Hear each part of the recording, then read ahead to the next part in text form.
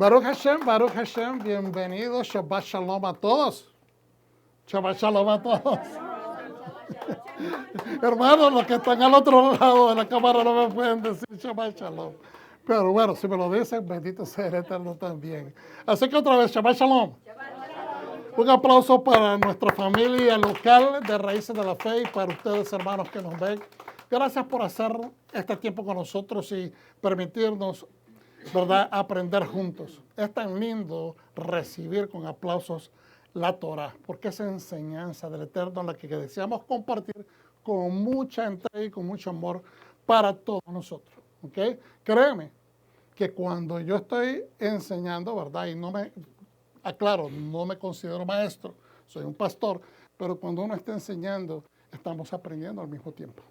¿Okay? Porque eso hace eco en nuestro espíritu.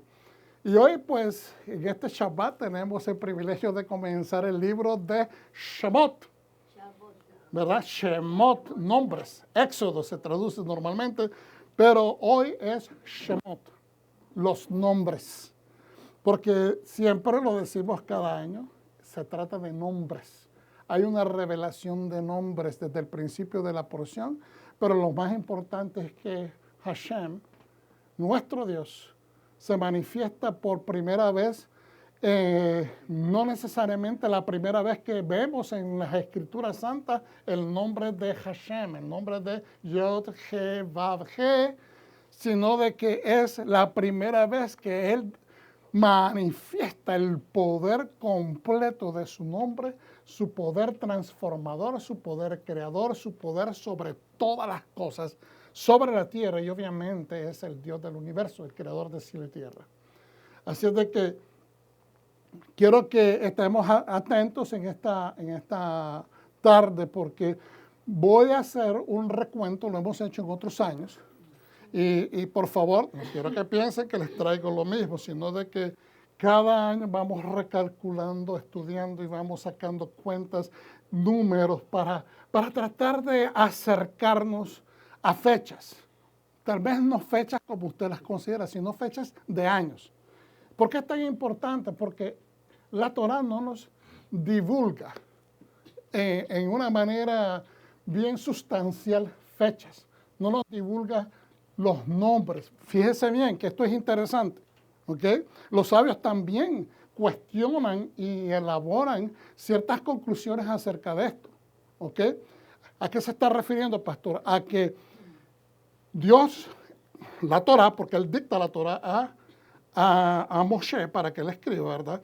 Pero en el libro de Éxodos se hablan, como dije, de los nombres de los hijos de Israel, los vuelve a repetir, es como para establecer la importancia de que Dios tiene sobre su pueblo. ¿Qué tan importante es el pueblo? Los vuelve a renombrar, ¿ok? Para dar evidencia no solamente histórica, pero espiritual de que Dios está trabajando con esta nación, o esta nación en formación.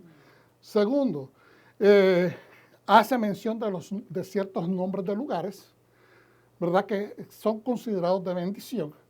Hace mención de sus nombres, que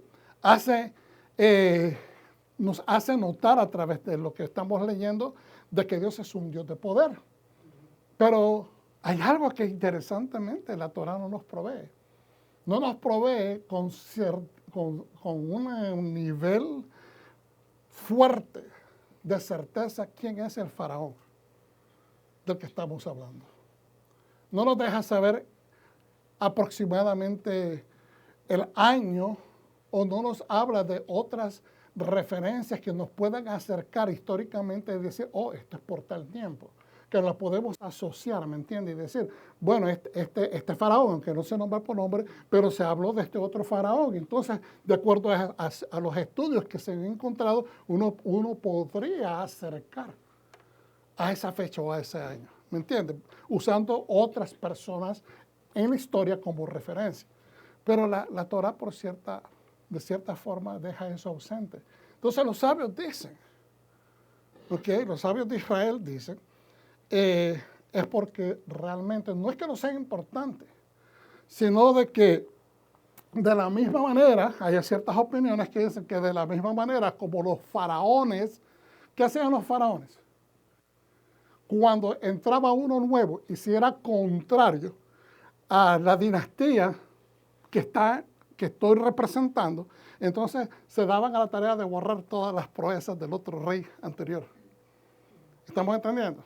Si había ciertas situaciones de peleas donde ellos eran vencidos, ese tipo de información no se escribía en los murales, porque quieren evitar la vergüenza. Todo lo que es puesto en los murales se trata de honor. Entonces esto nos trae un poquito de entendimiento de lo que es honor y vergüenza, ¿okay? Que era muy importante para los faraones, las dinastías, los reyes, los nobles de aquel entonces, dejar ese legado. Nadie quiere dejar un legado de destrucción o de vergüenza o de que fuimos vencidos, sino quieren siempre dejar algo positivo, algo que los enaltezca. Entonces, dando este pequeño preámbulo, no es que la Torah no quiera dar referencia porque no tiene interés, ¿okay? Sino que también a la misma manera, como dice la misma escritura, lo vamos a ver, de que este faraón no le interesó lo que José había hecho. Ignoró lo que José había hecho. Entonces, de la misma manera, Dios, quien es el autor de la Torah, por decirlo de esta manera, el que la escribió es Moshe, pero es Dios el que se la dicta. Entonces, por decirlo de esa manera, ¿no? Porque tenemos que tener esto claro. Moshe pudo haber escrito muchas cosas, pero es Dios, la inspiración directamente de parte del Eterno, es la que guió a Moshe para escribir lo necesario. Entonces, de esa misma manera, Dios decide dejar excluir ese nombre. Lo venimos a ver como una referencia, pero fugaz. Se habla ¿cómo se llama? Ramsés II, pero de una manera fugaz. En esencia, ¿qué es lo que nosotros percibimos sobre el libro de Éxodo, el libro de Shemot, el libro de los nombres? Porque es uno de los libros más importantes. Ciertamente Levíticos es un libro importantísimo. Todos son importantes en la Torah, pero en Éxodo hay una revelación de la esencia de quién es Dios. ¿Y qué tan importantes somos nosotros como pueblo para Él? ¿Qué tan importante es el pueblo hebreo? Hoy en día el pueblo judío. Pero que nosotros a través de el excelente trabajo de obediencia que hizo Yeshua, nos ha anexado a ese pueblo. No estamos reemplazando a nadie, siempre es importante decirlo y aclararlo, sino que hemos sido anexados por gracia al bien común de Israel.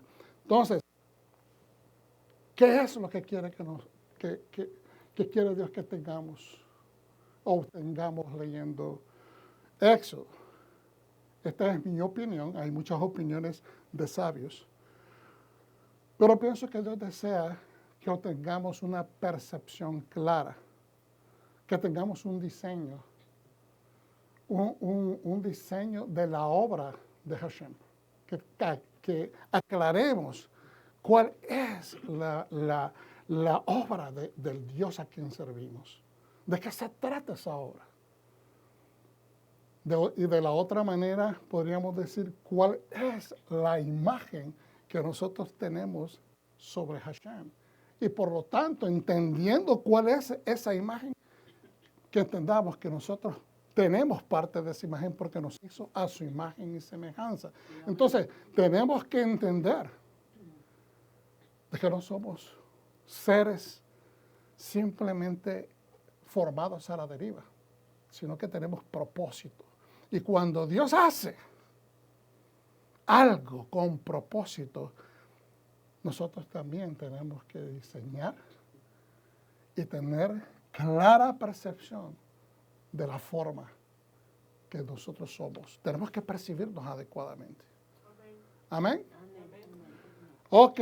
En otras palabras, como dice aquel viejo dicho, Y no hablando necesariamente de tamaño nada más, pero dicen, como es el niño, debe de ser el juguete. Es decir, así como la persona es, ¿verdad? Usted no le va a regalar a un niño un juguete que no le interesa.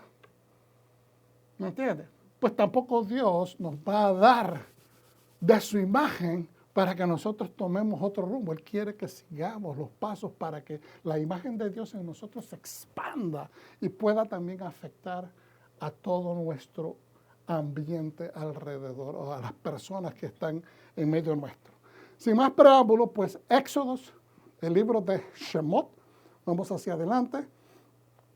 En Shemot tenemos que de la Torá estaremos viendo del capítulo 1 del libro de Éxodos hasta el 6.1.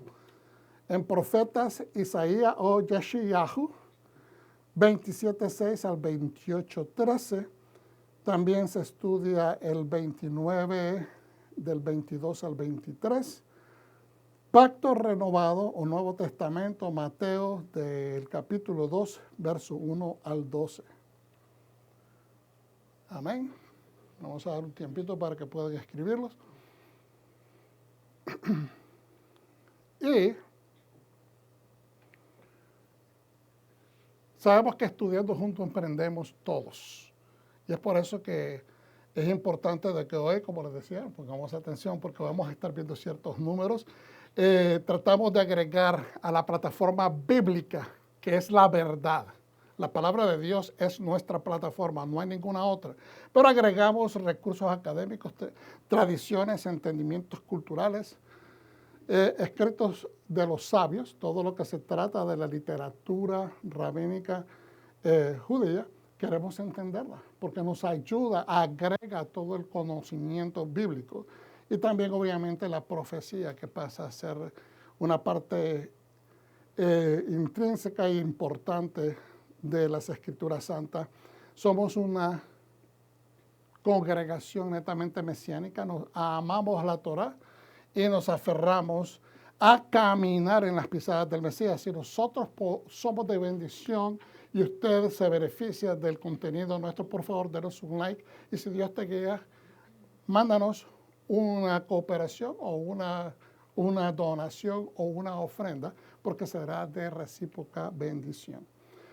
Estos son algunos de los recursos que estudiamos. Hacia el lado izquierdo, nosotros, esto representa que estamos en estudio, que buscamos cómo encontrar elementos que nos ayuden, pero los que están acá a la derecha son los que normalmente estamos en este momento, en este ciclo, estamos empezando a estudiar y a combinar,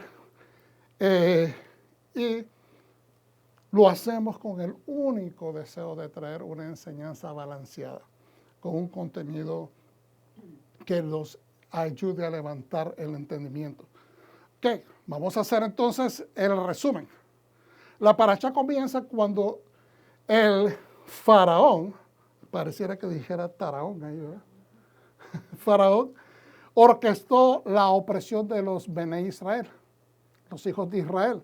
A partir del año 2362, este es contando desde la creación, con el nacimiento de Miriam, la opresión comenzó en serio cuando los varones recién nacidos fueron ahogados en el Nilo, en el río Nilo. El heroísmo de dos parteras fue recompensado por Dios. Dios le permitió a esas dos parteras beneficios grandes de ser líderes de familias, porque ellas decidieron desobedecer las órdenes de este faraón. Se detalla el nacimiento de Moshe y el cruce por el río en la cesta. Fue adoptado por Batia, la hija del faraón, y criado por su propia madre, Yochebed. Moshe mató a un egipcio por maltratar a un hebreo, y esto vamos a estar hablando un poquito en detalle, pero fue denunciado por su propio pueblo. Fue entregado por su propio pueblo. ¿Se acuerda cuando al siguiente día, después de haber escondido al egipcio que él había matado defendiendo a uno de sus hermanos, miró a dos conciudadanos hebreos peleándose, y él trató de parar esa pelea, y entonces uno le dijo a él, ¿qué? ¿Me vas a matar a mí? cuando Moshe le dijo, mira, no maltrates así a tu hermano. Él le dijo que me vas a matar a mí como mataste al egipcio. Entonces, en ese momento se dio cuenta y dijo, esto va a llegar a oídos del faraón. Y pues el entendimiento es de que fue entregado por su propio pueblo, entonces tuvo que huir. Esto lo obliga a huir a Madián y acabó en la casa de Jitro. Moshe se casó con Zipora, la hija de Jitro, y nació Gershón, su primer hijo. Era aproximadamente el año 2428 y Moshe tenía 60 años. Moshe tuvo la experiencia con Hashem y recibió su misión en la zarza ardiente. Obviamente la zarza ardiente representa la presencia del Dios Altísimo. El Midrash dice que toda la conversación duró 7 días. O sea, en un momento en la Torah miramos que es una conversación, ¿verdad? Y se lee en un momento, pero de acuerdo a la enseñanza del Midrash rabínico, dice que esta conversación fue de 7 días. Al concluir Moshe armado con el poder de la promesa de Hashem y los 3 señales, ¿cuáles son estas 3 señales? Cuando Dios le dice, cuando Moshe dice, ¿cómo voy a demostrar a este faraón? O sea, que me ponga atención, que me dé audiencia, ¿cómo voy a hacer yo para convencerlo? Pues de esta manera le dijo, mete tu mano, primero le dice, ¿qué tienes ahí? Tengo una vara, la lanza y la convierte en serpiente y luego le dice, tómala. Y él la toma y se le vuelve nuevamente a convertir en vara. Luego mete su mano y la saca y le sale leprosa. Luego la vuelve a meter y la saca y le sale nuevamente. Y la tercera es que le dice a él verbalmente de que cuando haya una necesidad, si hay una tercera necesidad para convencer de que va a convertir, en otras palabras, el agua en sangre. Moshe tuvo la experiencia con Hashem y recibió su misión en la zarza ardiente. El Midrash dice que toda la conversación duró 7 días. Al concluir Moshe, armado con el poder de la promesa de Hashem y estas 3 señales, estaba preparado para enfrentarse al faraón.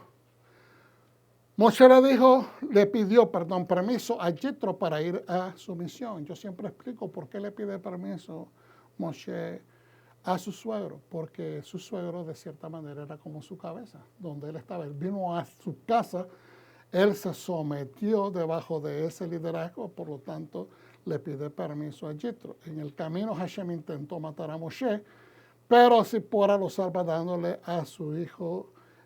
haciéndole a su hijo el Brit Milá, la circuncisión. Ahora fue a saludar a Moshe, Aarón fue a saludar a Moshe según el mandamiento que Dios le dijo. Es decir, Dios le profetizó a Moshe de que su hermano Aarón lo iba a encontrar en el camino.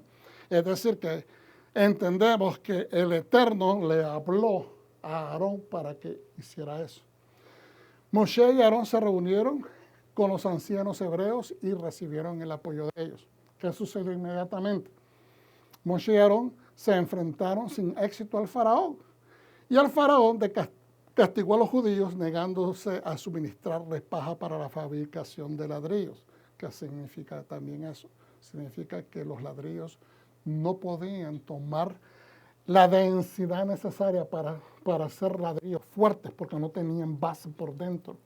¿Ves? Entonces se les hacía difícil construir los ladrillos de acuerdo a los requisitos, por lo tanto los hacían trabajar el doble. Los oficiales judíos fueron considerados responsables los consideraron responsables y los golpearon y fueron golpeados por los supervisores egipcios. Los oficiales judíos confrontaron a Moshe y Moshe luego reclamó a Dios. Moshe le reclamó a Dios diciendo, me mandaste acá y lo único que hemos logrado es que el maltrato se incremente. ¿Por qué no salvas a tu pueblo? Dijiste que lo ibas a salvar. Hashem le aseguró a Moshe que su misión tendría éxito. Que no se impacientara, en otras palabras. Amén. Ese es el resumen, lo que cubre la parasha. Pero ahora nos vamos a encaminar a una área.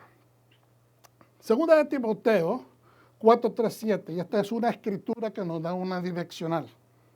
¿Okay? Nos encamina hacia donde yo los quiero llevar. Pero vendrán tiempos cuando no sufrirán la sana doctrina. Yo creo que estamos viviendo en esos tiempos, cuando nadie quiere sufrir la sana doctrina. Hay una gran diferencia entre doctrina y dogma. Dogmas son los que nos enseñan en las iglesias tradicionales. Lo que dice el pastor, lo que dice la comunidad, lo que ellos, ¿me entiendes? Esta es la tradición interna, la cultura interna de esa congregación. Esos son dogmas porque son establecidas, impuestas por el hombre. Pero una doctrina, Yeshua nos habla de doctrina. A Yeshua le decían también sus contemporáneos religiosos, le decían, ¿qué clase de doctrina es esta? ¿Verdad? ¿Qué enseñanzas son estas? O sea, pero ellos sabían que era una doctrina que tenía que ver con la Torah porque no contradecía la Torah. Entonces, en otras palabras, ¿qué tipo de revelación doctrinal es esta que no la pudieron ver anteriormente y que de repente este hombre sale en medio de ellos y empieza a traer conceptos de que los dejan perplejos? Entonces, segunda de Timoteo dice, porque vendrán tiempos cuando no sufrirán la sana doctrina. Hoy en día nadie quiere sujetarse a la sana doctrina. La gente prefiere tomar decisiones basadas en lo que yo deseo, lo que yo quiero, lo que a mí me gusta, lo que es más fácil, y no sujetarse a la sana doctrina, sino que teniendo comezón de oír, picazón de oír, se amontonarán maestros conforme a sus propias concupiscencias. Hay gente que quiere escuchar, hay gente, no sé si usted, y no estoy tratando de ofender a nadie, no estoy tratando de, ¿me entiende? Pero hay gente que se dedica a ir por acá, por allá, por allá, por aquí, por allá. Pero el punto es que quieren escuchar algo nuevo. Quieren escuchar algo nuevo. Amén. Y entonces, pero el escuchar algo nuevo no es malo. La cuestión es que si la motivación es escuchar algo nuevo, es simplemente que estamos buscando el entretenimiento. ¿Estamos entendiendo? Entonces, no es entretenimiento. Yo decía anteriormente, bendito sea el Eterno, como decíamos durante la oración inicial, de que nos permite servir en esta nación donde hay libertad, pero que también nos permite enseñar la sana doctrina, la Torá, sin tapujos, transparentemente. Es decir, tratando de no cambiar las cosas porque hay personas que no quieren escuchar tal cosa. O porque va a ofender sutilezas ajenas. No, decía Pablo, si yo tuviera que, voy a parafrasear lo que él dijo, si yo tuviera que modificar el mensaje para darle gusto a la carne a otras personas, entonces no podría ser siervo de Dios. ¿Ve? Entonces aquí es donde tenemos el dilema. Y apartarán de la verdad el oído y se volverán a las fábulas. Y eso es lo que está sucediendo, que muchas personas quieren escuchar fábulas. Que Dios te va a bendecir, que Dios te va a amplificar. Yo te profetizo de que esto va a ser y de esta manera. Y entonces quieren escuchar la bendición de la prosperidad y danzan alrededor de esta enseñanza todos los domingos. Y vuelvo y repito, suena ofensivo, pero es que no puede ser de esa manera. No puede ser tan fácilmente. No puede ser tan irresponsablemente. Dios es un Dios que establece estructuras bien claras. Entonces, volviendo a esto, porque no quiero salirme del tema, porque vendrán tiempos cuando no se sufrirá la sana doctrina, sino que teniendo comezón de oír se amontonarán maestros conforme a sus propias concupiscencias. No solamente conforme a las concupiscencias de esos maestros. Quiero enseñar esto. Bendito sea Hashem, que tenemos las porciones que nos mantienen encarrilados, ¿me entiendes? Que nos mantienen en esa secuencia haciendo todo lo que el pueblo temeroso de Dios y seguidores de la Torah están haciendo, y apartarán de la verdad del oído y se volverán a las fábulas. Apartarán de la verdad del oído.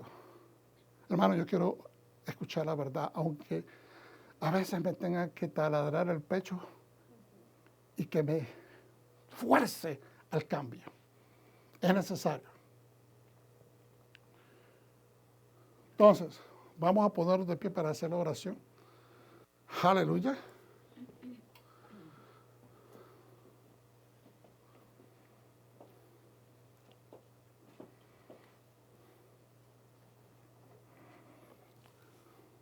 Berahu et Adonai HaMevorach. Baruch atah Adonai Eloheinu melech haolam, asher baharbanu mikol ha'amim ונתן לנו את תורתו. Bendigamos a Hashem y bendito es Él. Bendito eres Adonai, nuestro Elohim, Rey del universo, quien nos escogió entre las naciones y nos instruyó con su Torah. Amén. Puede sentarse, hermano, gracias. En referencia a lo que estábamos hablando en Timoteo, el segundo Timoteo, Pablo nos está diciendo, prácticamente de que hay personas que van a transferir los conceptos bíblicos para decir lo que el maestro quiere decir o lo que la gente quiere escuchar. Y entonces se presta a confusión, porque dicen, van a alejar el oído. Eso en esencia, van a alejar el oído de las personas a concupiscencias. Concupiscencias son lo que yo quiero, lo que me atrae, lo que me gusta. Amén. Teniendo eso en base, vamos a ver lo que está sucediendo, cómo vamos a conectar esto. Estos son los nombres, dice en Éxodo 1, estos son los nombres de los hijos de Israel que entraron a Egipto con Jacob. Cada hombre vino con su casa, o sea, con su familia. Rubén, Shimeón, Leví, Yehuda, Yissacar, Zebulón, Benjamín, Dan, Neftali, Gad y Asher. En total habían 70 descendientes de Jacob. Joseph ya estaba en Egipto. Joseph murió, al igual que todos sus hermanos, y toda esta generación, los descendientes de Israel fueron fructíferos. Diga conmigo, fueron fructíferos. Aumentaron abundantemente. Aleluya. Se multiplicaron y se hicieron muy poderosos.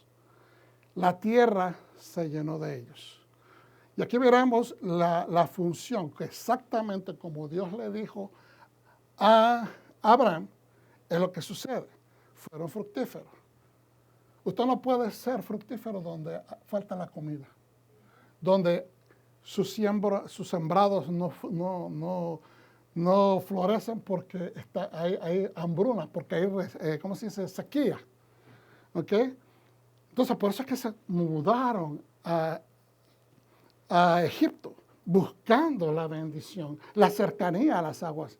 ¿Ok? No era una tierra netamente desértica, ¿okay?, como lo que había en la parte donde ellos estaban viviendo, en el área de la tierra de la promesa o Canaán, en ese momento, pues era bastante seco. Entonces, fueron fructíferos, aumentaron abundantemente, económicamente, aumentaron, crecieron, ¿verdad? Se multiplicaron, crecieron en números de familias, ¿okay?, descendencia, y se hicieron muy poderosos, es decir, alcanzaron influencia. Poder no es tener dinero, poder es tener influencia y utilizar el dinero de esa manera para no solamente para adquisición, para tener influencia. No necesariamente dominar, no para mandonear o para ejercer, como quien dice, ser ellos los dueños de la tierra. Pero fueron poderosos. La tierra se llenó de ellos, después dice. Entonces, si nosotros analizamos lo que la promesa de Hashem que le hace en el capítulo 15 de Génesis a Abraham, nos damos cuenta que se está cumpliendo exactamente como lo dijo Hashem. Entonces, por eso decía yo hace un rato, yo no quiero hablar, profetizar promesas vacías, porque es la bendición de Hashem la que nosotros realmente deseamos. Yo quiero que sea la misma palabra, que sea la misma aplicación de mi vida a la voluntad de Dios, a la Torah, la que me conceda la bendición que está ya intrínsecamente prometida Y yo sé que es verdad y que se va a dar porque Dios lo dijo. Amén. Dios es el Dios que dice y cumple. ¿Cuántos dicen amén? Aleluya. Es un aplauso al Eterno porque realmente eso no lo puede hacer ningún muñeco de palo, de metal o de lo que sea que mucha gente le pide. Amén. Nuestro Dios es verdadero y cumple sus promesas. Entonces, con la familia unida, las 70 almas surgidas de los lomos de Jacob, multiplicados rápidamente como enjambre. Se multiplicaron rápidamente como enjambre. Cuando dicen ese término enjambre, imagínense como peces. Ese es el concepto. Se multiplicarán como peces hasta que la tierra de Goshen se desborde. Los hijos de Israel fueron fructíferos, se multiplicaron y llenaron la tierra. Eso es lo que prácticamente significa. Dios utiliza a la nación de Egipto, el pueblo más poderoso en su tiempo, para multiplicar a su pueblo con la familia unificada, manteniendo la unidad. El énfasis, manteniendo la unidad. ¿De qué vale? De que uno llegue a un país, empiece a prosperar y que después los hijos crezcan, se multipliquen, hagan dinero y todos cada uno por su lado y se olviden de los padres, se olviden de los abuelos, se olviden. O sea, es bien trágico cuando sucede eso, porque en la unidad familiar hay una fuerza mucho más poderosa de lo que nosotros podemos imaginar. Dios utiliza esta nación, Egipto, para hacerlos multiplicar en todas las áreas de vida. Ahora, recordemos haciendo una comparación, que es lo que acabo más o menos de decirlo, pero lo vamos a decir un poquito más claro. La Biblia habla, no sé por qué me salió ese cerito ahí, 7 naciones que surgieron después de Noah. ¿Dónde salen esas? 70, debería ser 70. No 7, 70 naciones. Corrijo, 70 naciones que surgieron después de Noah. ¿Dónde están esas 70 naciones? Bueno, surgen de que cuando Nimrod construye Babel y otras ciudades que él fundó, y durante la construcción del Sigurat, lo que nosotros conocemos, la Torre de Babel, Dios confunde las lenguas y surgen de esos 70 naciones. Pero todas esas 70 naciones, esa generación de gente surgió porque Noah fue usado por Dios, Noah y su familia, para volver a repoblar el mundo. Entonces, hasta ese momento de la Torre de Babel, esas 70 naciones que son creadas por esa confusión, que eso es lo que significa Babel o Babel, es confusión. ¿Okay? Salen esas 70 naciones. Entonces, estas 70 de Noah se convirtieron en las naciones del mundo.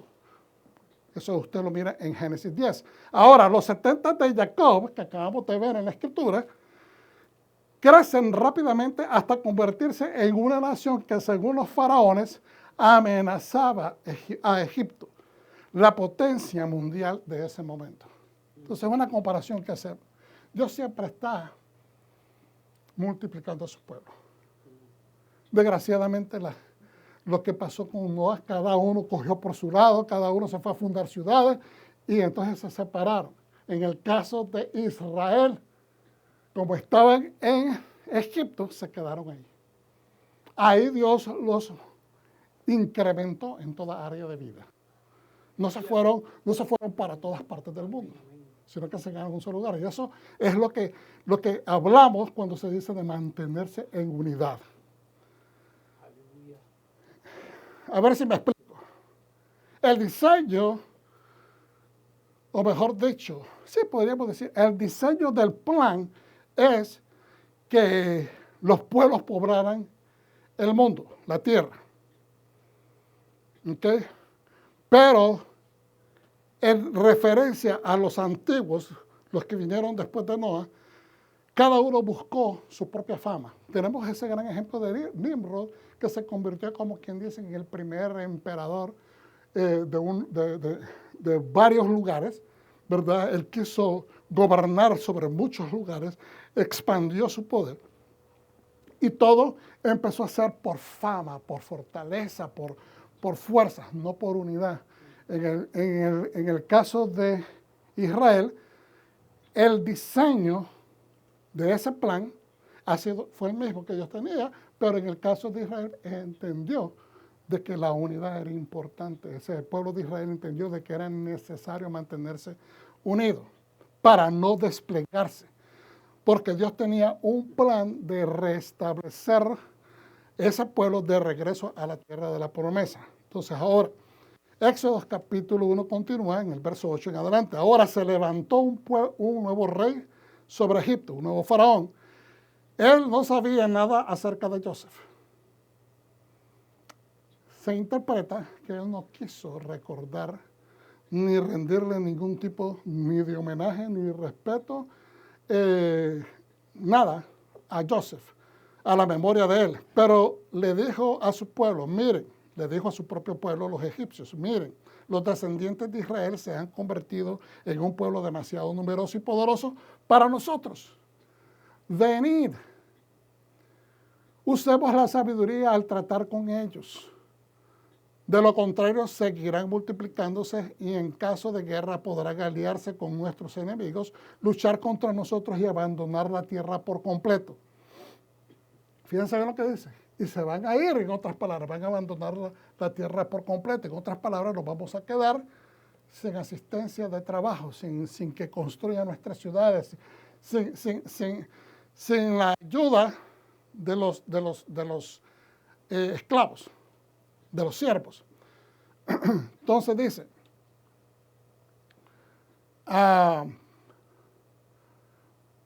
y en eso dice, en el 11 estábamos, ¿verdad? Entonces pusieron sobre ellos amos para oprimirlos con trabajos forzados, y construyeron para Faraón las ciudades de almacenamiento, nombradas Pitón y Ramsés. Pero cuando más los oprimieron, los egipcios más se multiplicaron y se expandieron hasta que los egipcios llegaron a temer al pueblo de Israel y trabajaron con ellos sin descanso, amargándoles la vida con trabajos duros, cavar arcilla, hacer ladrillos, todo tipo de trabajo de campo, y en todo este trabajo no tuvieron piedad. Ok, la injusticia. Cuando dice la Escritura, no tuvieron piedad, tenemos que entender, la capacidad de tener piedad es la persona que se puede poner en los pies ajenos y puede considerar el sufrimiento ajeno como algo. A mí no me gustaría que me trataran así. A mí no me gustaría vivir esa calamidad. A mí no me gustaría tener esa tragedia. Entonces, cuando una persona se puede poner en la experiencia del sufrimiento ajeno, considerando que ese sufrimiento es algo que le afectaría a su humanidad, entonces dice, no, yo no voy a tratar así a esa persona. Yo voy a tratar de ayudar a esa persona. Eso tal vez no es mi problema, pero creo que es injusto que a esa persona se le esté tratando de esa manera. Entonces, la capacidad de hacer eso es lo que nos hace ameritar el perdón de Dios y la consideración y la gracia de Dios sobre nuestra vida.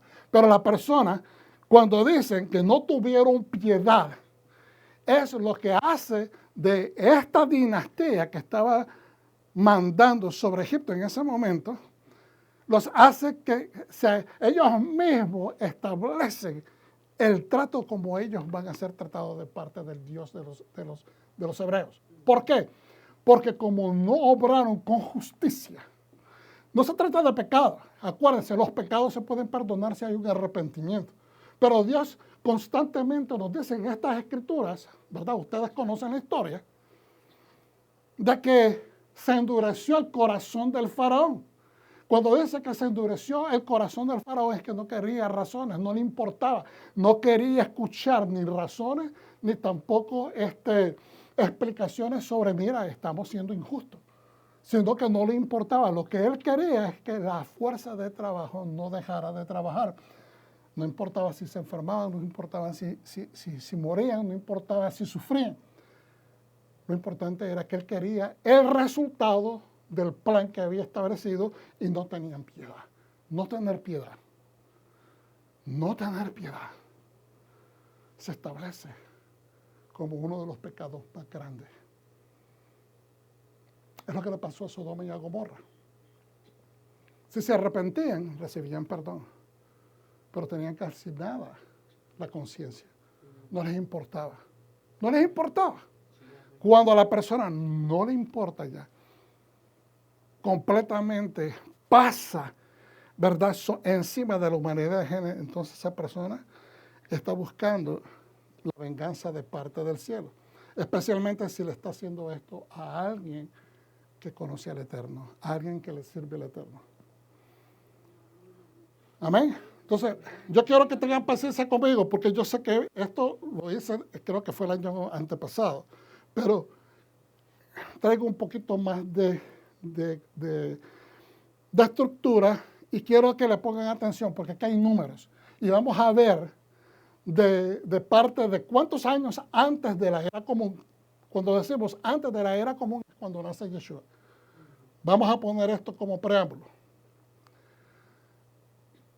Desde la creación hasta el año 2000, nosotros miramos de que pasan 10 generaciones, ¿verdad? Después de las 10 generaciones que culmina con Noé, el mundo recibe el diluvio, ¿verdad? No se arrepintieron, no hubo cambio, entonces Dios trajo el diluvio. ¿Qué sucede? Noé es el elegido, ¿verdad?, el que trae descanso a la tierra, y a través de Noé se vuelve a empezar. Pasan otros 1000 años. En el año 2000, cercano al año 2000 prácticamente, nace Abraham. Es decir, después de 2000 años nace Abraham. Desde Abraham hasta el nacimiento de Yeshua pasan otros 2000 años. Entonces, desde la creación tenemos 4000 años. ¿Estamos entendiendo? Entonces, pero cada vez que nosotros decimos 1500 años antes de la era común, estamos diciendo 1500 años antes del nacimiento de Yeshua. Entonces, yo voy a usar marcos de referencia desde la creación, pero también el marco de referencia desde el nacimiento de Yeshua, porque es el año que ¿me entiendes? Que decimos antes de la era común, después de la era común. Ok. Entonces, el pueblo hebreo comenzó su exilio, galut. ¿Qué significa estar exiliado? Estar fuera de la cobija de tu lugar de nacimiento, de tu patria, del lugar donde te has desarrollado, de tu identidad. Pero espiritualmente hablando, cuando Dios le dice al pueblo, le dice a Abraham, yo te voy a llevar a una tierra donde brota leche y miel. ¿Okay? Y lo saca de donde él estaba. ¿Era judío Abraham? No. Era un hombre de las naciones también. Era pagano. Pero Dios transforma su corazón y empieza a desarrollar su relación con el verdadero Dios, y se vuelve Abraham monoteísta. Un hombre que adora solamente a un solo Dios. Al llegar a Canaán, pasan varios años hasta que él alcanza la edad de 99 y Dios le dice, ahora te voy a dar el hijo de la promesa. Entonces, es lo que estamos viendo en contexto de lo que estoy explicando acá. Entonces, salir de la tierra de la promesa es estar en exilio. ¿Ok? En referencia al pueblo judío, al pueblo hebreo. Entrar es estar en el lugar que Dios quiere que estén. Cuando yo me salgo de la voluntad de Dios, yo estoy en exilio. Cuando yo estoy adentro de la voluntad de Dios, yo estoy bien. Estoy dentro de mi identidad, lo que Dios quiere, mi diseño y mi imagen. Estoy cumpliendo lo que Dios quiere. ¿Estamos entendiendo, pueblo de Dios? Amén. Ok, entonces, vuelvo y repito, el pueblo hebreo comenzó su exilio, su galut, en la tierra de Egipto, o Mitzrayim, al momento que Joseph es vendido como esclavo y llega a esa nación aproximadamente entre el año 2203 y el 2238 aproximadamente. Los expertos no saben, pero en medio, vamos a usar un número en medio de esos dos números. Desde el año 2203 y el año 2238, contando desde la creación. ¿Okay? Contando desde el Edén, por decirlo de esa manera, hasta el momento que Joseph es vendido al pueblo de Egipto. ¿Qué es Galut? Es exilio, ¿verdad? Como yo lo expliqué. Es estar lejos de la tierra de la promesa, lejos del lugar de la presencia. El lugar de la promesa también es el lugar que desde el principio, vuelvo a ver aquí, pueblo de Dios, que no quiero que se me aburran, pónganme atención. En el momento que Dios dicen los sabios judíos, que en el momento que Dios dice que se separen las aguas, ese primer pedazo de tierra que sale de las aguas, por muy bajito que fue, no era el monte más alto, ese lugar es donde Dios dice, esa Sión. Ese es el lugar donde Él invocó su nombre desde el principio, desde la creación. ¿Estamos entendiendo? Entonces, estar en la tierra de la promesa es estar en el lugar de la presencia de Dios, donde Hashem invocó su nombre desde la creación. Si entre estos dos números vamos a buscar, como los expertos no se ponen de acuerdo, dicen que entre 2203 al 2238 vamos a buscar el número de en medio. Entre esas dos fechas vamos a utilizar el 2200. ¿Estamos entendiendo? 2220, perdón. ¿Ok? Como referencia central, y le sumamos los 93 años que vivió Joseph. Acuérdense, estamos diciendo que Joseph al llegar a Egipto es esta fecha. ¿Qué edad tenía el muchacho cuando llegó a Egipto? 17. Entonces, esos 17 están contados en los años que vivió en la tierra prometida, por lo tanto no los incluimos. Pero sí tenemos que, por decirlo de esta manera, tenemos que tomar en cuenta los 93 años que él vivió en la tierra de Egipto, hasta su muerte. ¿Estamos entendiendo? Yo sé que es un poco confuso, pero hay un sentido para esto. Si entre estos dos números tomamos el año 2220 como referencia central y le sumamos los 93 años que vivió Joseph en Egipto hasta su muerte, vendría a ser 2313. Entonces, para saber más o menos cuántos años antes de Cristo o antes de la era común, tenemos que restarlo de 4000, porque el Mesías aparece al cuarto día, que viene siendo 4000 años desde la creación. Entonces, y el resultado es aproximadamente 1687 años antes de la era común o antes de Cristo, antes de Yeshua. Que este varón, que Joseph muere aproximadamente en el año 1687 antes de la era común. Muere Joseph en Egipto. Pasa por lo menos una generación desde la muerte de él, porque la misma escritura nos dice de que murió Joseph y murieron todos sus hermanos y toda esa generación, lo dice bien claramente. Entonces, pasa por lo menos una generación y mueren Joseph y todos sus hermanos que originalmente llegaron a Egipto.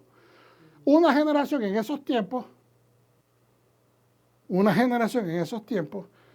era de 100 años a 120 años, porque eso es lo que vivía un ser humano.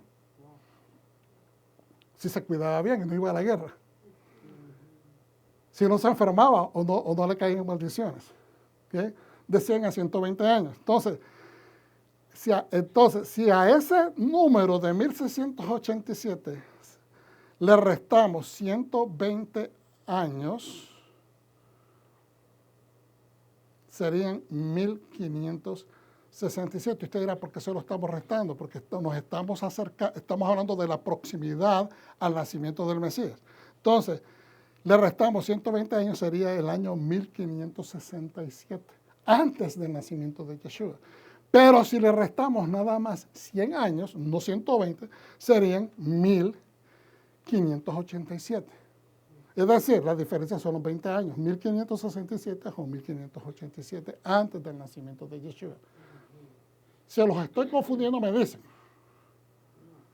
Porque quiero que lo entendamos, porque esto es así, son números. Es importante que nos enseñemos en esto para que haga clic. Cuando ustedes alguien le pregunta, ¿para cuándo más o menos fue que murió Joseph? Murió más o menos aproximadamente, no podemos decir en tal año exactamente, sino aproximadamente en el año 1687, antes del nacimiento del Mesías. Entonces ya tenemos una idea. No estamos completamente ignorando estas cosas. ¿Okay? Entonces, fíjense bien ahora porque qué bonito.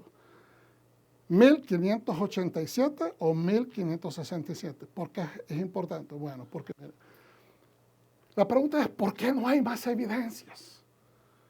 ¿Por qué tanta confusión acerca de esto? ¿Por qué no hay suficiente? Un faraón, contrario o no, cuando asumía el trono se daba a la tarea de borrar el legado histórico del faraón anterior, eso lo dijimos anteriormente. Si este era de una dinastía contraria o de sus propias derrotas, lo cual era una práctica muy acostumbrada en esa cultura. Hablamos de honor y vergüenza, no querían dejar el legado de vergüenza, sino de cosas de honor. Solamente como un ejemplo, calculemos desde Abraham explorando cuándo es que caen esclavos. Ahora, ¿cuándo es que caen esclavos? Esta es una pregunta. Ya sabemos más o menos cuándo es que murió Joseph. Entonces, y es lo que les dije, Abraham nació en el año 1896 desde la creación. Estamos hablando, el punto de partida es la creación, de acuerdo a la Biblia. Y a la edad de 52 años, que viene siendo en 1948 desde la creación, Dios lo llama que lo siga hasta Canaán. Pero después de parar en Harán por un tiempo, llega finalmente a Canaán a la edad de 75 años. ¿Verdad? Pero es hasta la edad de 100 años que Dios le cumple la promesa de un hijo. Bueno, 99, 100 años. En el año 1996, si ustedes le suman 100 años a 1896, que es cuando él nace, 100 años de su vida se cumplen en 1996. ¿Estamos entendiendo? Abraham nace, olvídense de las otras cuentas que le di, estamos hablando ahora de Abraham. Desde el principio, desde la creación, Abraham nace en el año 1896. Pero Dios, ¿verdad?, lo llama a la edad de 52 años. Llega a Canaán finalmente a la edad de 75. ¿Ok? Y entonces ahora, ¿cuánto falta de 75 a 100? 25 años. Él espera por el hijo de la promesa mientras se acostumbra a la tierra de Canaán, mientras empieza a querer la tierra de Canaán, mientras empieza a comprar propiedades, empieza a caminar la tierra de Canaán. Dios finalmente le manda al muchacho, a su hijo, ¿verdad? Y entonces, de 1896, que es cuando nace, al 1996, ¿cuántos años hay? Son 100. Hasta ese momento son 100 años. ¿Ok? ¿Estamos entendiendo? Entonces, los expertos dicen que hay aproximadamente 400 años desde que nace Abraham hasta la muerte de Joseph. Desde que nace, ahora estamos hablando de Abraham, pero usando como referencia la muerte de Joseph, que lo acabamos de ver anteriormente. ¿Ok? Ahora, no quiero que confundan los números anteriores con esto. Estas otras adiciones diferentes. Entonces, los expertos dicen, los sabios judíos también, que desde que nace Abraham hasta la muerte de Joseph son 400 años. Ok. Y si sumamos el nacimiento de Abraham, que es 1896, esos 400 años, ¿verdad?, viene siendo el año 2296. ¿Estamos entendiendo? Estamos sumándole esos 400 años que pasan hasta llegar a la muerte de Joseph. Y esto, vuelvo y lo repito, estamos usando el marco de referencia a la creación. Desde la creación hasta el nacimiento de Abraham, 1896. Hasta la muerte de Joseph, 400 años más, se suma entonces 2296. Ahora, Joseph llega a Egipto a la edad de 17 años. Y él tenía 110 años cuando muere. Joseph es vendido por sus hermanos a la edad de 17 años y él llega como esclavo a Egipto a los 17 años, pero él tenía 110 años. Joseph tenía 110 años cuando muere en Egipto. Entonces, tenemos ahora que restar de esos 110 en total que él vivió toda su vida, los 17 años. Y ese resultado de 93 es lo que él vivió nada más en Egipto. Es para que ustedes miren el dato que ya les di anteriormente, que de dónde lo estoy sacando. Que no son inventos míos. ¿Ok? Entonces, ya entendimos. Joseph vivió 17 años con su familia en la tierra de la promesa, Canaán, pero vivió 93 años en Egipto. Total, 110 años de su vida. Ahora, desde ese año 2296, restamos los 93 vividos en Egipto. Y entonces ahí no quiero que se confundan. ¿Por qué? Vamos a ver por qué. Si a esos 2296 se los restamos, los 93 vividos en Egipto, nos quedan 2203. 2203. ¿Por qué es importante? Porque el galut, el exilio del pueblo de Israel, o de los hijos de Israel, de la familia de Israel, comenzó en el año 2203, desde la creación.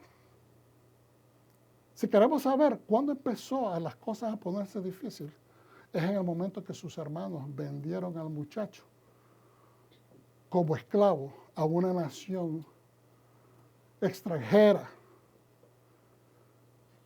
Vendieron al que iba a ser el cuarto patriarca y lo vendieron como un esclavo, lo cual, para poder ponerle fecha, es en el año 2203, de acuerdo a los números que nos dan los expertos. ¿Okay? Ahora bien, ya tenemos ahora la fecha del 2203. A ese año le sumamos 430 años de la esclavitud. Algunas personas, quiero decir esto, dicen de que la esclavitud empezó desde que Abraham. No, lo siento mucho. No puede ser, porque de la esclavitud no se conocía nada hasta que Dios le profetiza a Abraham. En el capítulo 15 de Génesis. Algunos dicen que desde allí es donde empieza, porque desde ahí es donde Dios se lo está profetizando. Tampoco. Porque estaban todavía dentro de la tierra prometida. El exilio realmente comienza a la hora que el muchacho es vendido como esclavo. ¿Ok? Porque la unción, por decirlo de esa manera, la presencia de Dios sobre la vida de Joseph era bien clara. Y cuando el muchacho es vendido, no solamente parten a un miembro de la familia, pero también sacan a la presencia del Señor sobre él, lo cual era para bendición de su propia familia. ¿Estamos entendiendo? Por eso es que está exiliado. ¿Okay? Están exiliados. Entonces, ahora, de ese año 2203, le sumamos los 430 años, llegamos al año 2633. ¿Hicieron ustedes la suma? ¿Amén? ¿La hicieron? Quiero que me lo confirmen porque yo me puedo equivocar. ¿Amén? ¿Te interesante esto? ¿O se siente como en la escuelita? Gloria a Dios, aleluya, porque eso es lo que queremos. Entonces, 2633, ese es el año 2633, ahora se va a poner bien interesante.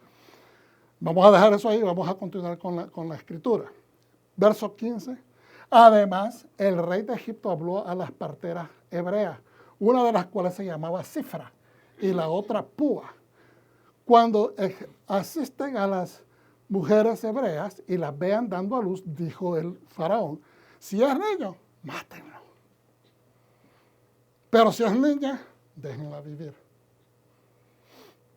Sin embargo, las parteras eran mujeres temerosas de Dios.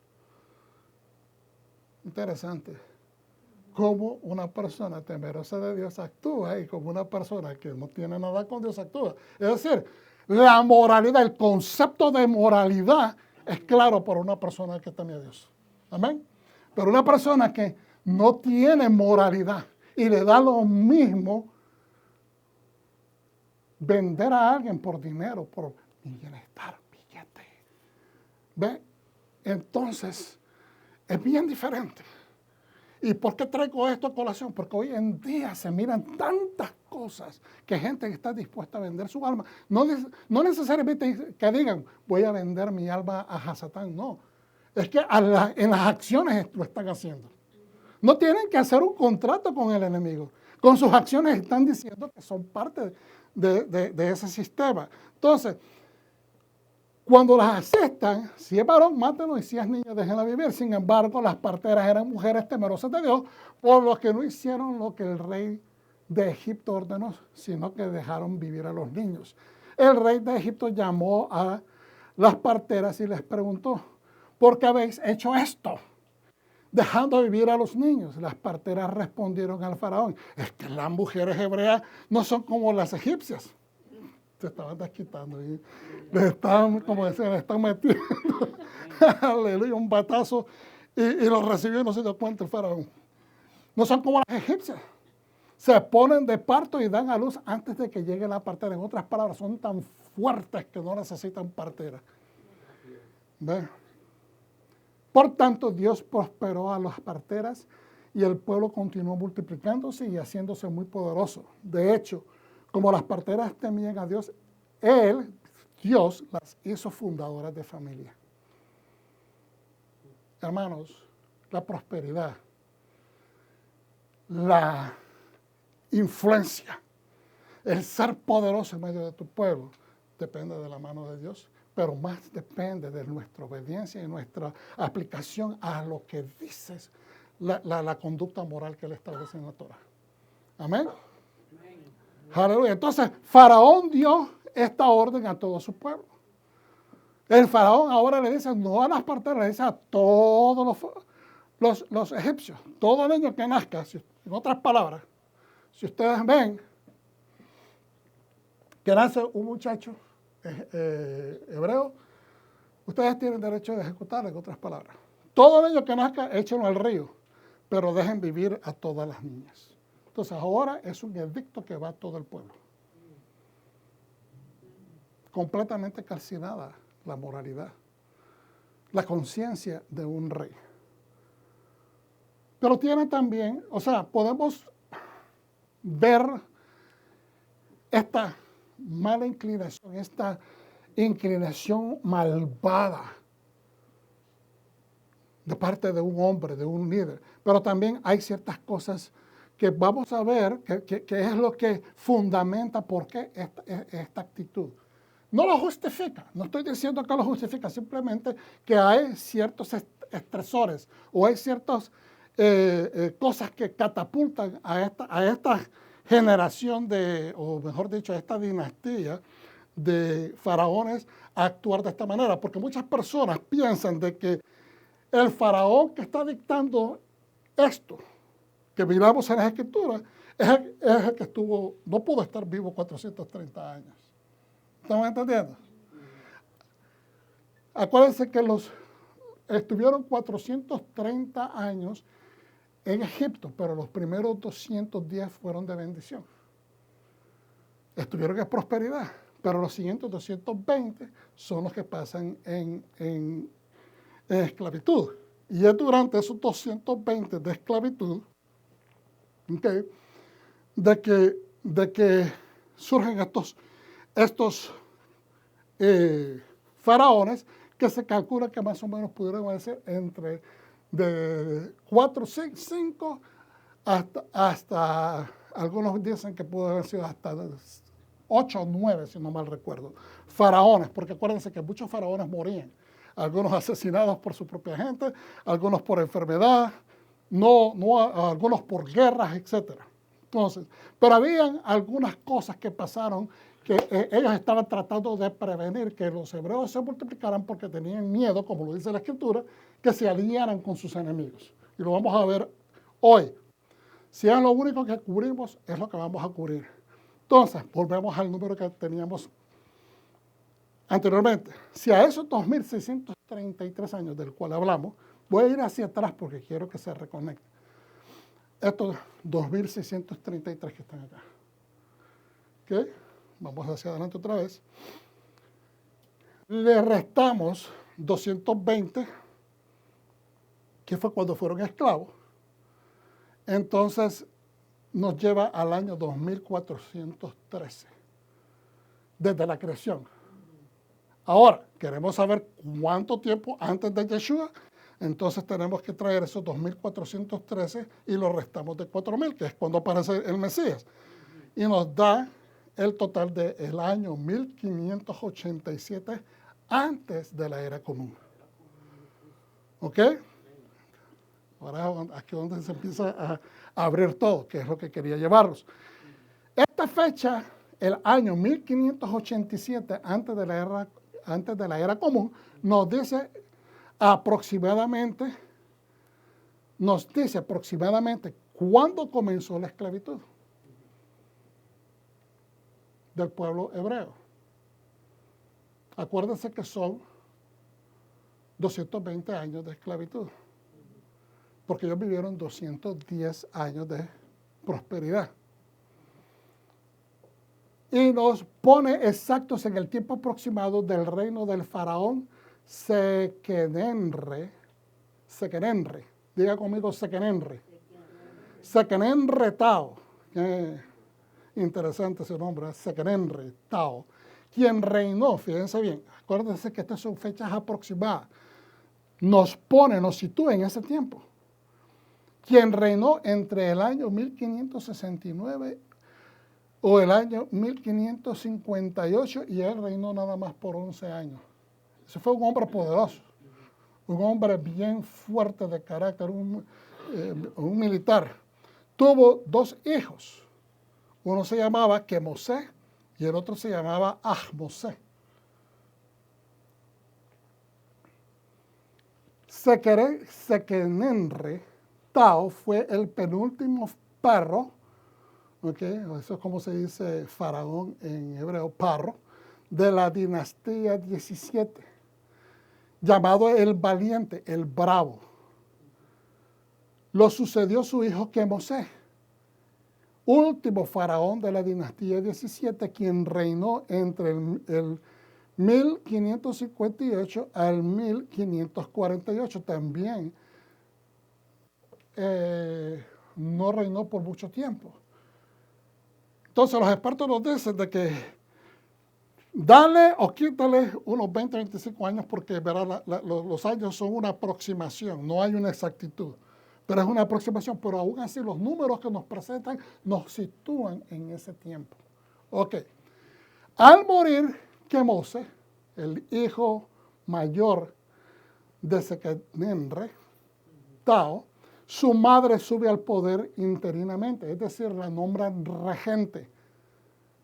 La nombran un regente, que significa que va a estar mandando mientras el hijo llega a la edad, para poder empezar a tener capacidad para ejecutar, ¿verdad?, su posición como rey. Entonces, al morir Kemosé, su madre sube al poder interinamente, momentáneamente, nombrada regente, mientras su hijo menor, Ahmosé, llega a la edad propicia y se prepara. A él se le llama Ahmosé I, que es el segundo hijo de Sequenenre Tao, el que acabamos de mencionar. Sube al trono y reinó entre el año 1558 y el 1528. Algunos dicen 1526. Otros eruditos dicen que tras otras fechas, pero como no son aceptadas, le puse una tacha sobre ello. Entonces, estamos hablando ahora de 1528 y 1526, antes del nacimiento del Mesías. Este último dato, no muy aceptado, ¿okay? Pero él reinó Ahmosé I por 25 años aproximadamente, convirtiéndose en el primer faraón de la dinastía 18. Es una de las grandes, importantes dinastías que se encuentran en la historia de los egipcios. Ahora, los egipcios modernos tienen en gran respeto histórico a 2 grandes faraones que unificaron su reino. Fíjense bien, un presidente, un rey, un líder que logra unificar a la nación, se vuelve un gran líder a través de la historia.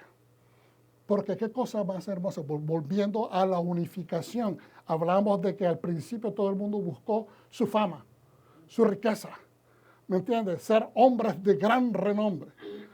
Pero en el caso de los hebreos se quedaron y crecieron como familia, mantuvieron unidad, mantuvieron la fuerza, mantuvieron la legacía, el legado de sus padres, de su bisabuelo, de su abuelo y de su bisabuelo, que es importante, porque no perdieron la identidad.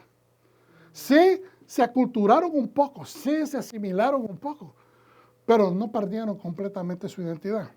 Entonces, vuelvo y repito, los egipcios modernos tienen gran respeto histórico por estos dos grandes faraones que unificaron a sus reinos, que fueron el faraón Narmer, que data más o menos de 3100 años antes de la era común, y Ahmosé, ¿verdad? Cuya fecha de nacimiento no se sabe, pero que se sabe que subió al poder entre el 1530 y el 1526. Algunos piensan que fue entre el 1505 y el 1501. Esa fecha más aceptada es del 1526. Él reunió a un Egipto dividido. Por eso es que es bien respetado, por eso es que es importante mencionarlo en esta enseñanza. Entonces, ¿y por qué tenemos que saber sobre estos faraones nosotros? ¿Qué tiene que ver con nuestra fe? Tiene que ver mucho porque es la manera como nosotros, utilizando otras documentaciones de tipo educacional o académicas, podemos demostrar que la Biblia dice la verdad. ¿Estamos entendiendo? Entonces, ¿por qué tenemos que hacerlo? Porque así es. Específicamente hablando de Ahmosé, porque es posible que Ahmosé es el faraón que esclavizó a los hebreos. Quizás tal vez no fue el que inició, pero que el que mantuvo la esclavitud sobre los hebreos. Veamos su historia, y esto fue tomado de National Geographic. Cuando Ahmosé primero ascendió al trono, Egipto estaba en crisis y división. Intrusos conquistadores de origen asiático, y cuando dicen asiático no significa que son chinos. Estamos hablando de gente del Middle East, ¿okay? de Asia. Asia Menor en la antigüedad era lo que se conoce como Turquía. Todo lo que es Irán, Irak, de donde venía el mismo Abraham, eso es Asia. ¿Okay? Entonces, dice, se toma como el medio este lejano y se habla del medio este cercano, que es lo que nosotros conocemos, Israel y todos los países que están alrededor, lo que es el Gran Levante. ¿Okay? Es lo que se conoce, pero también los que están más largos se le llama como el Middle East lejano, el medio este lejano. Entonces, en National Geographic dice lo siguiente, hermanos, ya vamos a terminar. Cuando Ahmosé I ascendió al trono, Egipto estaba dividido y en crisis. Intrusos conquistadores de origen asiático le llamaron ellos los Hyksos. Hyksos, que significa prácticamente reyes de otras tierras. Eran nómadas, e iban de lugar a lugar buscando no como simplemente saquear, sino conquistar y establecerse. Entonces, habían tomado control del Egipto Bajo, es decir, la parte del delta del Nilo. Los Hyksos invasores asesinaron a Sequenén Retao, el padre de Ahmosé y el padre de Quemosé. Es decir, asesinaron a Sequenén Retao, padre de Ahmosé, y su hermano Quemosé, quien murió combatiéndolos. Él murió en la guerra contra ellos para expulsarlos. Los Hyksos reinaron sobre Egipto 108 años, más o menos. ¿Okay? Para que tengan una idea. Ellos se establecieron y ellos empezaron a pelear, es decir, se hizo una revolución nacional para sacar a estos invasores de Egipto. ¿Okay? El mismo Maneto, un historiador egipcio, habla del barbarismo que estos Hyksos cometían en sus invasiones. Ahmose logró expulsarlos del delta de Nilo. Su padre fue asesinado por ellos. Su hermano murió combatiéndolos, pero el que logró sacarlos del delta del Nilo es Ahmose. Por eso es que es importante en la historia. Tarea que comenzó su padre. Restauró a Tebas, levantó moral e hizo prosperar a Egipto, uniendo norte y sur, estableció campañas bélicas o guerras y recuperó tierras en Nubia, en Canaán y Siria. Es decir, este hombre se encargó de sacar a este pueblo invasor que venían del lado tanto del Middle East como del Medio Oeste lejano. ¿Ok? Eran semitas. Eran semitas. Por eso es que ahora el faraón dice, no, pues si estos son semitas también. Estos vienen de Canaán, son semitas. ¿Qué tal si ahora se unen con nuestros enemigos que acabamos de sacar, nos hacen la guerra y nos van a vencer? Porque este pueblo es grande. Este pueblo es poderoso. Entonces, por eso, de que les montan los capataces y los hacen esclavos. Esa es la razón. Entonces, ahora, esta es la razón por la cual el faraón creyó que los hebreos que vivían en Egipto de Canaán, venían de Canaán, se rebelarían, harían alianza con sus enemigos, con los hicsos de Canaán, de Siria y de Babilonia. Secarenetao o su hijo Quemose pudieron ser los que iniciaron la esclavitud de los hebreos por temor que se unieran a los hicsos por ser semitas. Pero pudo ser Ahmose, primero, el hijo menor de Secarenetao, quien continuara exigiendo el control de la natalidad hebrea por medio del infanticidio. Por eso es que él empieza a decir, vamos a matar a todos estos muchachos de la única manera. No podemos quedarnos sin esclavos, pero tenemos que controlar el nacimiento de más varones. De acuerdo a la contribución de la Biblia arqueológica Zondervan, cuadro sinóptico, introducción al Éxodo, página 84, el nacimiento de Moshe se calcula, tomó lugar en el año 2474. Año 2474 desde la creación, es decir, en el año 1526 antes de la era común. Esta fecha conecta con la subida del faraón Ahmose I de la dinastía 18, ¿okay? Que viene siendo en el 1526. Usted está viendo las dos fechas, 1526 y 1526. Entonces, por eso es que nos damos a la tarea de estudiar y tratar de encontrar estas perlas de entendimiento, porque queremos probarle a cualquier persona. La Biblia es verdadera. Quizás no es redactada con la forma que se redacta hoy día, porque eran personas, ¿verdad?, un poquito más primitivas en sus maneras de escribir, en su manera antigua de decir las cosas. Pero la Biblia es contundente, es verdadera. Entonces, podríamos hablar más de eso, pero quiero avanzar porque ya me dieron el cue que tengo que avanzar. En el capítulo 15 de Génesis vemos a Hashem profetizarle a Abraham que su descendencia sería grande y que sería esclavizada por 430 años. Entonces una vez yo dije, wow, esa profecía está bien dura porque le estás diciendo, te voy a bendecir, te voy a dar descendencia y a tu descendencia le va a pasar esto. Entonces, si el plan de Adonai era bendecir a Israel y a su familia entera, ¿por qué? Diga conmigo, ¿por qué? Tendría que ser bendecidos, incrementados y multiplicados y después esclavizados. Yo me hago esa pregunta, yo no sé si usted es curioso como yo. ¿Okay? Para después ser redimidos por Hashem. Y después Él los va a sacar y dice que Él va a castigar a la nación que les haga estas cosas feas a ellos, ¿verdad? Y los llevaría a la tierra después que fluye con leche y miel. Entonces, el plan era asegurarlos. Cuando usted se cuestiona, ¿por qué estoy pasando esta penumbra, Señor? ¿Por qué me está pasando esta prueba? ¿Por qué estoy sufriendo? Dios quiere que usted mentalice.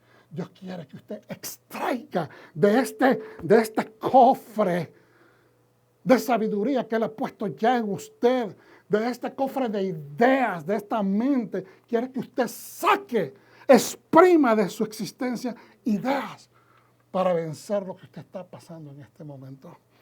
Que ponga su fe en el pedestal de decirle, Señor, yo he creído en ti y sé de que caminando contigo yo voy seguro. Aunque yo pase por el valle de la muerte, nada me hará daño. Amén. Si el plan de Adonai era bendecir a Israel y su familia, entonces tenemos que entender de que hay un propósito. Dios prometió castigar a aquella nación y lo llevaría de regreso a la tierra.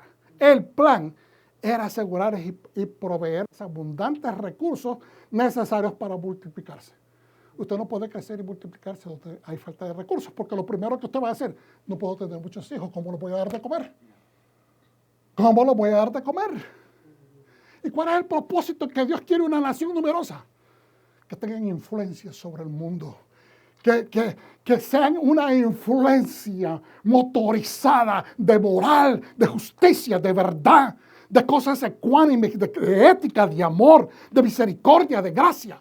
Por eso es que Dios quiere que nosotros nos multipliquemos sobre la faz de la tierra para que seamos una potencia de influencia sobre las demás naciones. Ese es el propósito de Israel. Ese es el propósito del pueblo judío. Ese es el propósito de las naciones en Yeshua HaMashiach, porque somos de los dos pueblos un solo pueblo. Cuando dicen amén. Aleluya. El plan era asegurar el futuro. En ese momento de la historia humana, Egipto era la única nación capaz de proveerles con tales condiciones. Además que estaba cerquita a ellos. Estaban al sur. Como quien dice un paso, pero no tan chiquito. Paso grande. Las distancias son grandes cuando es a pie, hermano. Aleluya. Egipto era la única nación en ese momento. Dos faltas cometieron los hijos de Israel que les trajo consecuencias. Lo que usted siembra, dijimos la vez pasada, hace como 2 enseñanzas, usted cosecha. Ellos vendieron de esclavos a sus hermanos y ellos cosecharon esclavitud. Ellos, como dijimos, no completamente se olvidaron de su esencia, porque cuando las cosas se pusieron rojas como hormigas, decimos, se pusieron difíciles, empezaron a clamar al Eterno. Y el Eterno escuchó. ¿Por qué? Porque se acordaron de sus raíces. Se acordaron de Abraham, de Isaac, de Jacob. Se acordaron de Joseph.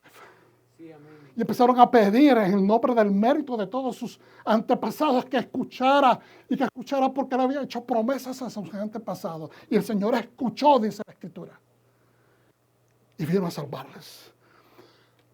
Y lo segundo fue haber olvidado su esencia de nación escogida y acomodándose demasiado en Egipto, adoptando la cultura. Y a dioses egipcios también cometieron esa falta. Por eso es que les fue dura la cosa. Como podemos notarnos en los conjuros y pactos escritos en los dinteles de sus puertas. ¿Por qué Dios, en el capítulo 12 en adelante, creo que estoy diciéndolo correctamente, si me equivoco, son por 1 o 2 versos. Creo que es el capítulo 12, donde el Señor manda al pueblo a que rocíen con sangre, la sangre del sacrificio del cordero, que lo han escogido, es un cordero especial, engordadito, cuidadito, bañadito, lavadito, y cuidado por 4 días. Lo ponen en la puerta, lo degollan, recogen la sangre, ponen hisopo y esparcen sobre los dinteles de las puertas, que era lo que estaba escrito en los dinteles de las puertas de ellos, en Goshen, conjuros, pactos que ellos tenían con los dioses de Egipto. Por eso es que Dios manda a hacer lo que se llama el pacto de la puerta, que es con la sangre, cubre todas esas promesas que tenían ellos con esos dioses, tapándolos, por decirlo, limpiando, lavando, purificando, diciendo, ahora yo soy el Dios de mi pueblo. Los está adoptando. Los está adoptando, porque Él está pasando a la casa de ellos. Él está pasando a ser el Dios de ellos. Entonces tiene que taparse todas esas cosas que tenían esculpidas ellos en los dinteles de las casas de ellos. Dios es quien castiga, hermano, y bendice a su pueblo. Mucha gente anda teniendo temor del enemigo. El enemigo no tiene autoridad para castigarlo. Eso es una locura. Dios es el único que lo salva o lo castiga. Ese es el Dios suyo. Y he pasado en su obediencia o desobediencia a la Torah. Y no es para meterle miedo. Dios no anda levantándole el dedo diciendo, ahí vas a ver. No, Dios ya te dio la prescripción. Es de nuestro beneficio obedecer, ser obedientes, porque mire, la bendición nos va a bendecir, nos va a multiplicar, nos va a dar influencia, nos va a dar poderío. Ese es el Dios a quien nosotros servimos. Rapidito acá, en Isaías 27, 6, 13, dice, se acerca el tiempo en que Jacob echará raíces. Aleluya. Usted sabe que usted echa raíces, usted da fruto. Si usted no echa raíces, se muere. Se acerca el tiempo en que Jacob echará raíces. Está hablando del Jacob, del ser humano, del siervo de él, pero en el carácter humano. No el espiritual. Pero después dice, Israel brotará y florecerá. Ese es el que nosotros tenemos que buscar. Es el Israel interno, que quiere todo el tiempo salir y servir al Eterno, hacer la voluntad del Padre. Entonces, Israel brotará y florecerá y llenará el mundo entero de cosecha. Por eso es importante que la iglesia reciba la revelación, porque son numerosos. La iglesia de Yeshua HaMashiach alrededor del mundo es grande, pero no aceptan la Torah. No quieren regresar a la raíz. Y es necesario que miren de que ellos tienen un potencial grande, porque han sido redimidos para este propósito. Adonai no herirá a Israel como hizo con otros que golpearon a Israel, no lo matará como hizo con los demás. Tu controversia con ella está totalmente resuelta, enviándola al exilio. Yeshua está en el exilio, está en las naciones, no está aceptado en Israel. Está en el exilio, pero es necesario que regrese. Nosotros hemos regresado. Nosotros ya hemos regresado. Bendito sea Hashem, aleluya. Un aplauso al Eterno, porque le ha permitido esa revelación. Se le quita con una fuerte ráfaga de viento y un día en que sopla del este, cuando más caliente. Se la quita con una fuerte ráfaga de viento. Hermano, no esperemos que venga esa fuerte ráfaga de viento para entender que Dios te desea obedeciendo.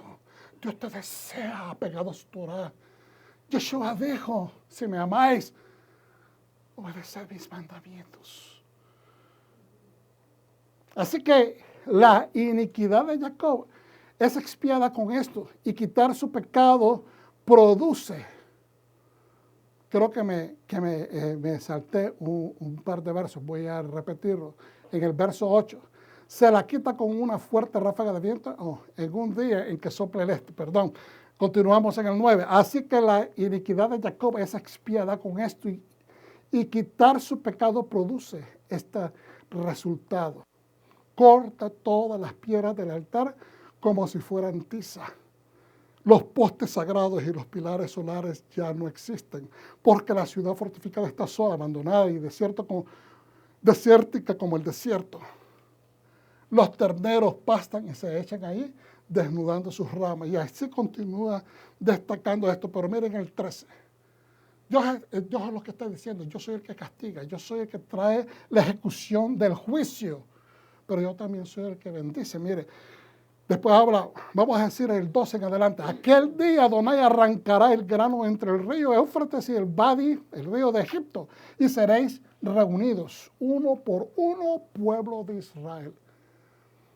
Desde Isaías 27 estaba profetizando lo que después termina diciendo en el capítulo 60-61, ¿verdad? De que va a ser reunida nuevamente la nación en un solo día. Este día sonará dice, un gran chofar. Vendrán los perdidos de la tierra de Asur, de Asiria, también los esparcidos de la tierra de Egipto, y adorarán a Adonai en el monte santo de Jerusalén. Dios va a traernos a todos, de todas partes del mundo. Hermano, Asiria y Egipto son los dos imperios antiguos. Y fueron fuertes, poderosos. Obviamente Roma después, eventualmente. Pero antes del siglo I, o antes de 100 años, de llegar al primer siglo, estos eran los poderosos de la antigüedad. Entonces, nos está hablando de los sistemas, de todo el mundo. Significa van a venir y van a ser reunidos en Jerusalén. Benditos somos nosotros aquellos que tenemos la certeza que vamos a ser parte de esa congregación, de ese remanente. Es una satisfacción, es una seguridad que solamente te la puede dar el Espíritu de la Santidad cuando sabes que sigues a Dios con convicción. Mira lo que dice en Jeremías, ¿ok? Rapidito. Estas son las palabras de Yermiyahu, hijo de Hilkiyahu, uno de los Coanim, uno de los sacerdotes que habita en el Anatot, en el territorio de Benjamín. La palabra de Adonai vino a él durante los días de Yeshiyahu, Isaías, hijo de Amón, rey de Yehuda, en el año 13 de su reinado. También vino durante los días de Yahoyakim, hijo de Yoshiyahu, de Josías. Voy a saltar porque esa es la introducción. Y aquí está la palabra, dice en el 4 de Adonai, que vino a mí. Antes de que te formase en el vientre te conocí, antes de que nacieras te separé para mí. Te he designado para que seas profeta de las naciones. Te he designado para que seas profeta de las naciones. Dije, oh Adonai Elohim, ni siquiera sé hablar, soy un niño. Acuérdense lo que le dijo Moisés al Señor. Señor, yo soy tartamudo, no puedo hablar. No, soy torpe, no soy bueno hablando, mucho menos siendo un representante de una nación. Eso es lo que le estaba diciendo, poniendo excusas.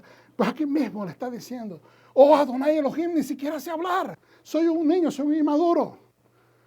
Pero Adonai, o soy muy joven. Pero Adonai me dijo, no digas yo soy un niño, porque irás a quien yo te envíe y hablarás todo lo que yo te ordene. Hermanos, cuando hay un plan, cuando Hashem te dice, ve y haz, tú lo haces. Cuando el Espíritu de la Santidad te dice que esto lo tienes que hacer y sabes que no tiene ningún conflicto con la Escritura, que no tiene ningún conflicto con la Torah y está persistente, sabes que el Espíritu te está hablando. Tienes que hacer lo que te dice el Espíritu de Dios. Pero Adonai me dijo, no digas eso.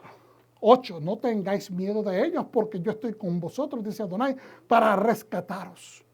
Yo estoy contigo.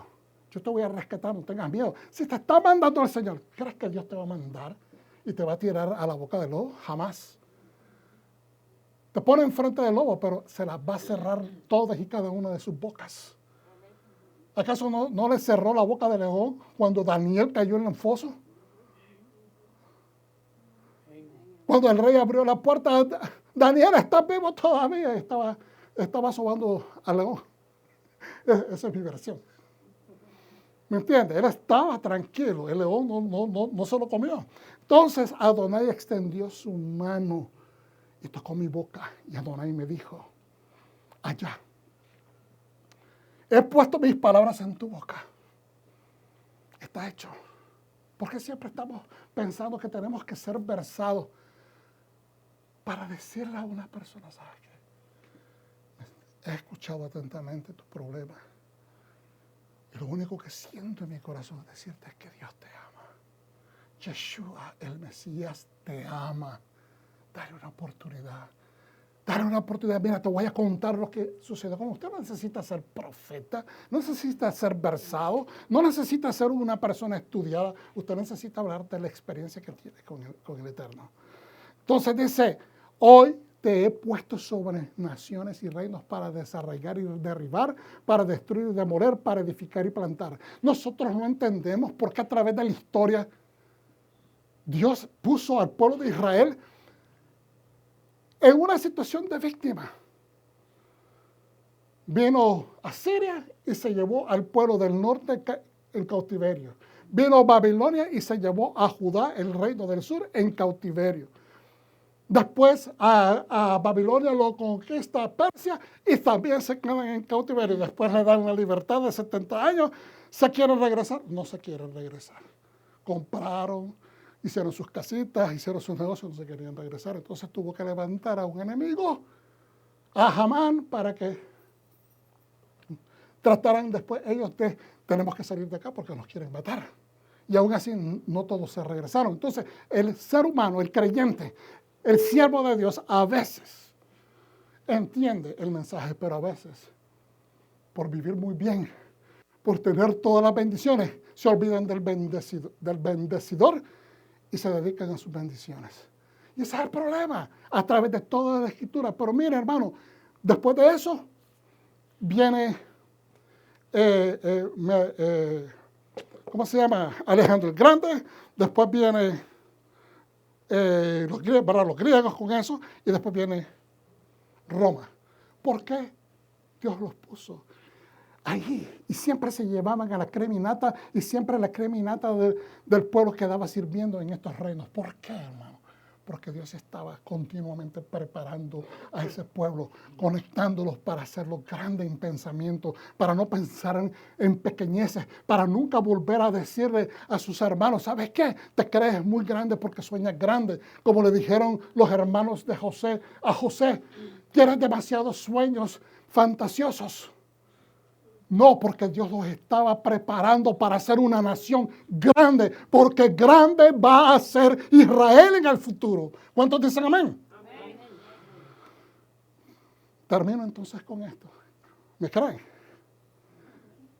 Mateo capítulo 2. Entendamos esto. La percepción tiene que ser clara. Nosotros tenemos un diseño. Y el diseño que tenemos que seguir es la Torah. Porque eso es lo que nos estructura, eso es lo que te da el diseño. Eso es lo que te da el diseño de ser hecho a la semejanza de Dios. La Torah te hace que seas semejante. Semejante significa que tienes la moralidad, la esencia del Espíritu de Dios. Lo único que te da eso no es que te santigüen, no es que uno haga santurronería, es que sigas la Torah. Pero si quieres tener la imagen, entonces se toma de que caminemos no solamente en la obediencia, pero en la justicia, en la misericordia, en la mansedumbre. Eso es lo que da la imagen del Eterno. ¿Ok? Entonces, después de que Yeshua nació en Betlehem, en la tierra de Yehuda, durante el tiempo en que Herodes era rey, unos magos, unos sabios del este vinieron a Jerusalén y preguntaron, ¿dónde está el recién nacido rey de los judíos? Porque vimos una estrella en el oriente y hemos venido a adorarlo. Muchos dicen, ellos siguieron una estrella, no venían siguiendo una estrella.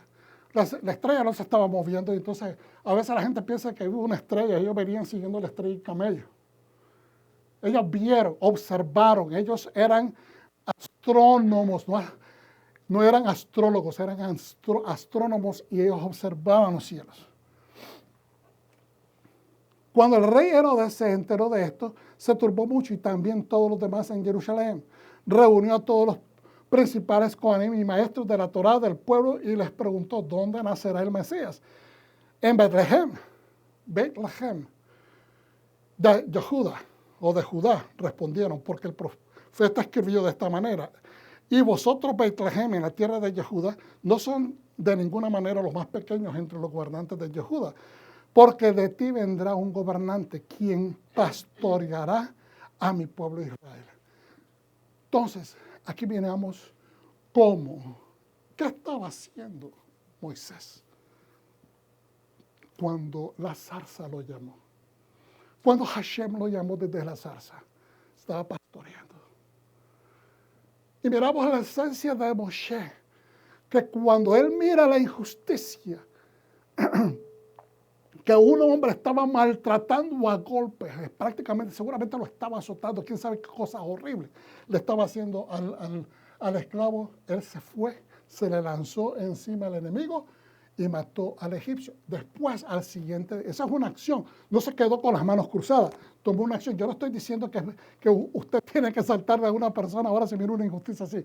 Yo estoy observando, estamos observando el carácter de este líder.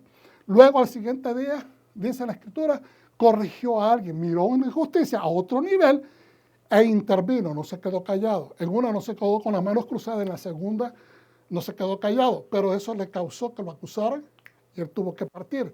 Luego, al llegar a Madián, llegó a un pozo, el pozo importante de Madián.